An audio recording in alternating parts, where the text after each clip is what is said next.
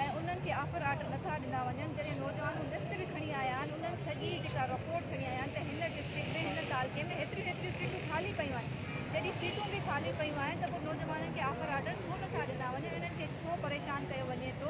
अगरि उन्हनि खे जिथे पंहिंजे मनपसंदि माण्हुनि खे, जिथे पंहिंजे वोटरनि खे अगरि जॉब्स ॾियणियूं आहिनि त उते 33 ते बि पास करे उन्हनि खे ऑफर ऑर्डर ॾिना विया आहिनि। ऐं जेके हिते 40+ जंहिंजा मार्क्स आहिनि उन्हनि खे जेको आहे ते ऑफर ऑर्डर न ॾिना विया आहिनि। छा ही किथां ॿिए सूबे खां आया आहिनि या इहे पाकिस्तान में रहंदड़ न आहिनि? जॾहिं हिकु पॉलिसी हुजणु खपे सभिनी नौजवाननि जे लाइ। अगरि तव्हां 33 ते ऑफर ऑर्डर ॾिना त हिननि खे बि ॾियो, जे 40+ आहिनि ऐं तव्हां 33 वारनि खे बि ॾियो। ईअं थोरी आहे त तव्हां पंहिंजे मनपसंदि इलाइक़नि खे हार्ड एरिया कराए ॾियो त असां उन्हनि जेका वोट मिलंदा ऐं उते असांखे फ़ाइदो उते जे नौजवाननि खे रोज़गार ॾींदा। ही जेके नौजवान डप घुमंदा वक़्तु त तव्हांजी भुल आहे। सिंध जो नौजवान पंहिंजो जेको हक़ अगरि घुरण सां नथो मिले त विड़ी करे बि वठंदा, छिनी करे बि वठंदा ऐं असां पंहिंजे नौजवाननि सां गॾु बीठा आहियूं।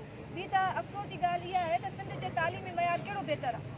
सिंध जे तालीमी मयार तमामु घणो पोइ हिते पहिरियों हज़ारनि जी तादाद में स्कूल बंदि पिया आहिनि, लखनि जी तादाद में ॿार स्कूल खां ॿाहिरि आहिनि। अगरि तव्हांखे तालीम जी एतिरी फ़िक्र आहे ऐं तव्हां पाण खे तालीम दोस्त चवरायो था त जेके स्कूल बंदि पिया आहिनि हिननि खे ऑफर ऑर्डर ॾेई स्कूल खोलाए वञनि। जेके स्कूलनि खां ॿाहिरि ॿार आहिनि उन्हनि खे तालीम ॾिनी वञे। असांजो हिकु ई मुतालबो आहे, सिंपल मुतालबो आहे त जेका हिननि खे नौजवाननि खे ऑफर ऑर्डर ॾिना वञनि जेके IBA टेस्ट पास करे वेठा आहिनि ऐं न त ॿी सूरत में जेको आहे असां CM ऑफिस राउ कंदासीं।